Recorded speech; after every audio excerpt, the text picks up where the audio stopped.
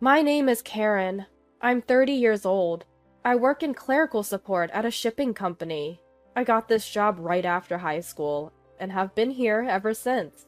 I've been working for over 10 years, so I'm pretty comfortable with my job and my coworkers. Life is good in that regard. But there's one thing that bothers me in my personal life. After work, I go back to my apartment. As soon as I open the door, the first thing I see is empty beer cans. Not just one or two, but sometimes nearly 10 scattered in the hallway. The person responsible for this is my dad. He's always loved alcohol. He's also timid and insecure, so whenever something bothers him, he drinks until he's drunk. Looking back, my memories are filled with images of my dad chugging beer. My mom, who used to keep him in check, passed away from illness 5 years ago. Now there's no one to stop him. The only saving grace is that he's not a troublesome drunk. He doesn't break things or cause a scene. He's harmless if you ignore him. My dad took early retirement and now relies on me for all living expenses, including rent. Dad, can you please stop this? I know it's futile, but I express my frustration anyway. He doesn't respond, just lies on the sofa, staring blankly at the TV. I sigh and start picking up the empty cans. Make dinner already. I hear my dad's voice. It's the same old story. He sees me as nothing more than a household appliance. Arguing would just make me angrier. I pretend not to hear and continue cleaning. I wish you were Jessica. I hear this line every day. It always makes my blood boil, even though I should be used to it by now. Jessica is my older sister. She's 5 years older and has moved out after getting married. I've always disliked her. She's selfish and always looked down on me. She has no friends because of her personality, which made her even more prone to bullying me. But my dad adores Jessica. They're similar in many ways. Both are friendless, so they get along well. He's forgotten all about me. When it comes to birthdays or Christmas, Jessica is the only one who gets celebrated. Of course, my mom used to make up for that. She strongly warned my dad not to discriminate between his daughters, but his attitude never changed. As a result, he still treats Jessica and me differently. I've accepted that I'll never get the love from my dad that I crave. Still, I'm the one who has to take care of him. I wish he'd show some gratitude, but I've never felt appreciated. I've come to harbor nothing but resentment towards my dad. He's always at home, and his presence forces me to suppress my anger. That fact has been tormenting me. Even when I'm tired from work, I'm expected to clean the house. Once the cleaning is done, it's time to prepare dinner. When I open the fridge, it's filled with canned beer. My dad keeps restocking it almost every day. He goes out on a whim during the day and comes back with loads of beer. Apparently, he's using his retirement allowance for this.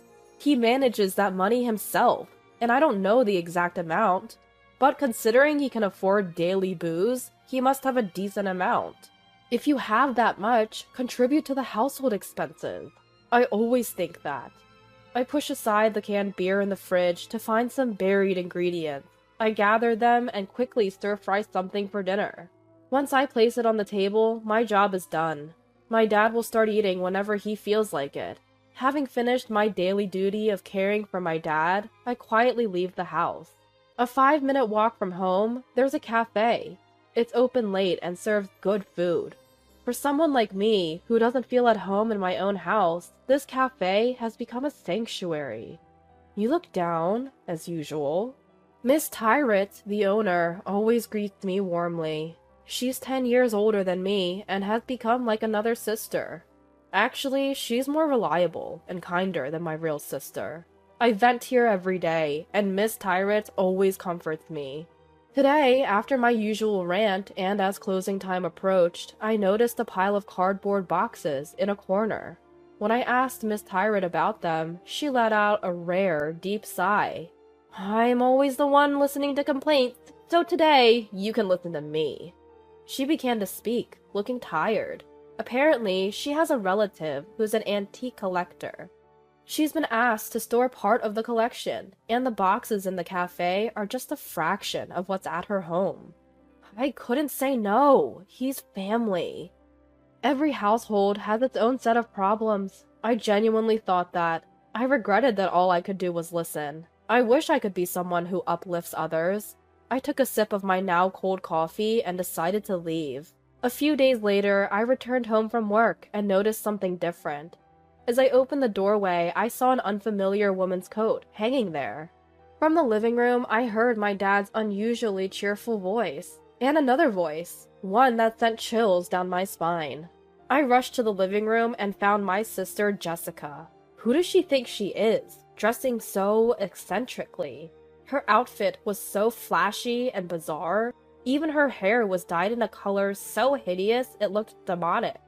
"Hi, Karen. Long time no see." I couldn't muster the energy to respond to Jessica's cheerful greeting.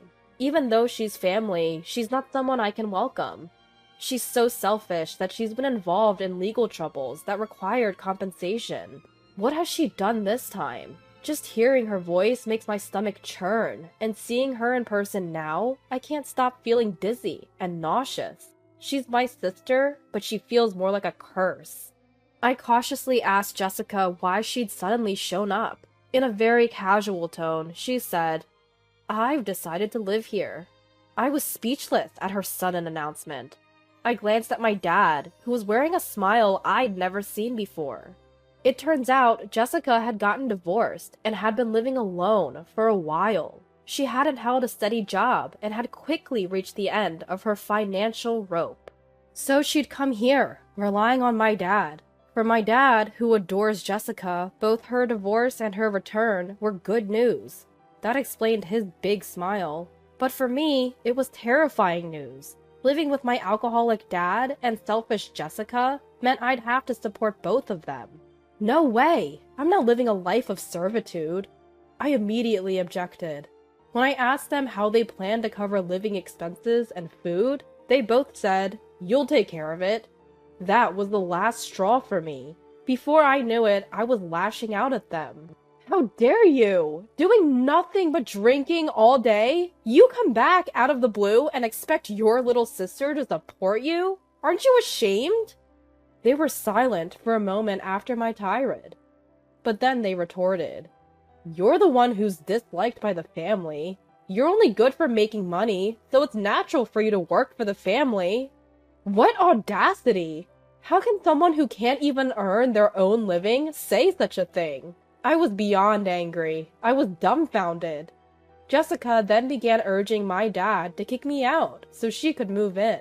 My dad obediently told me, "Jessica's back, so you, the parasite, need to leave." At that moment, something inside me broke. For about 5 years since my mom passed away, I'd been supporting my dad. What for? I'd been holding back my feelings and desires, and in the end, I was called a parasite. Neither my dad nor Jessica has a good character, so I never expected praise. But shouldn't they at least acknowledge my efforts? Who should I blame for the misfortune of not having a supportive family? I felt crushed by indescribable pain and sadness. "Are you sure about this?"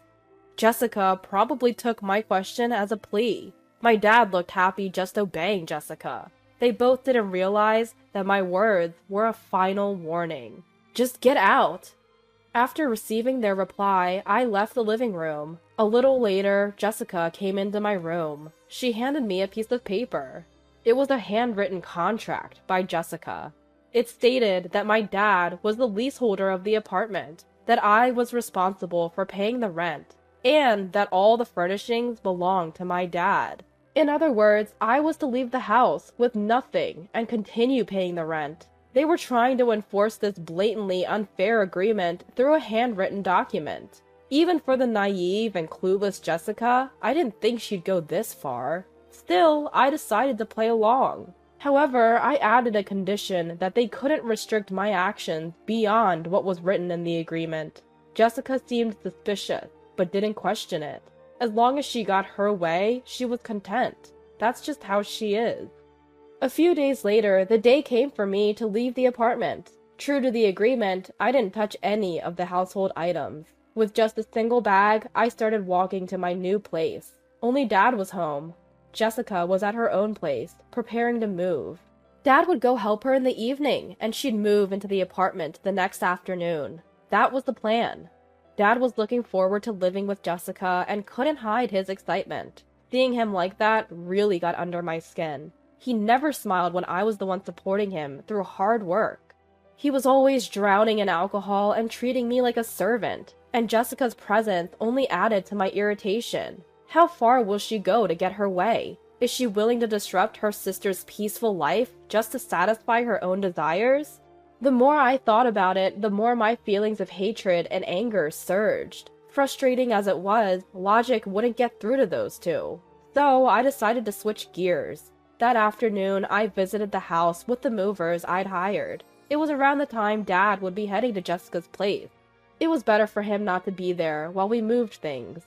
"Are you moving all the household items?" asked one of the surprised movers.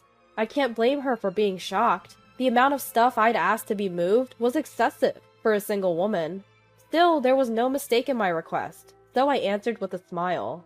"Yes, that's right." The next evening, my mobile phone rang while I was relaxing in my new home. It was Dad. Finally caught on, huh? I chuckled to myself as I answered the call. "What the hell are you thinking?" Jessica's yelling shook my phone. I'd anticipated this reaction, so I just set the phone down on the table. "What's the matter?" I asked, and Jessica's voice got even louder. "The whole room is filled with cardboard boxes! We can't get in!" I couldn't help but laugh, imagining Jessica yelling at the doorway and Dad standing there, dumbfounded by a home filled with cardboard boxes. I had made a deal with Miss Tyrant from the cafe to store her antiques as a favor. However, I hadn't anticipated that the amount would be enough to fill a 3-bedroom apartment until I saw Miss Tyrant's home with the movers. As a result, my old apartment was filled with boxes from floor to ceiling, literally leaving no room to move. I could now understand why the mover had double-checked so many times. Jessica was still making a fuss. "Do you think you'll get away with this?" The agreement didn't say anything about not filling the place with stuff. There was no room for argument. I had the upper hand, and it was unshakable. Besides, there's still living space available. Even I didn't go so far as to fill the bathroom with boxes. Dad and Jessica could technically live in there, if they had to. Well, that's if they could even make it that far. Seemingly out of energy to argue, Dad took the phone. He was mumbling complaints, but his voice was so low I could barely hear him. He must be in shock. I decided to give Dad some good news. "Those cardboard boxes contain valuable cultural property. If you damage even one, you'll be liable for damages." At that, Dad's voice quivered. Of course, there's no cultural property in those boxes. It's just stuff, and not worth much. Still, for a timid person like Dad, it seemed like the ultimate threat. Once I confirmed they had no more complaints, I hung up. After that, Dad and Jessica, unable to live in the apartment, tried to rent a new place for themselves, but neither had a job, and they had no one to help them. They tried using a guarantor service, but couldn't even scrape together the money for that. In the end, they couldn't rent a place due to insufficient identification. For a while, they seemed to be staying in internet cafes. Dad had already used up most of his retirement allowance, so that lifestyle didn't last long either. They tried to contact me several times, but of course I ignored them all. Still, societal norms about family ties persisted, and one day I got a call from the police. "Come pick up Dad and Jessica. They've been arrested for dining and dashing." I couldn't refuse that one. When I saw them again at the detention center, both were physically and emotionally worn out.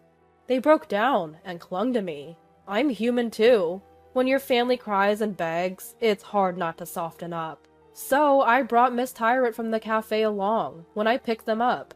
Once at the cafe, they got daily lectures from Miss Tyrant. They were also made to sign an agreement, promising never to bother me again. After that, with Miss Tyrant's help, they applied for Social Security benefits. Now they're living modestly somewhere far away. It's sad not to have a supportive family, but there are people like Miss Tyrant who help you out. Just knowing I'm not alone makes me think maybe I could be thankful for Dad and Jessica, in a way.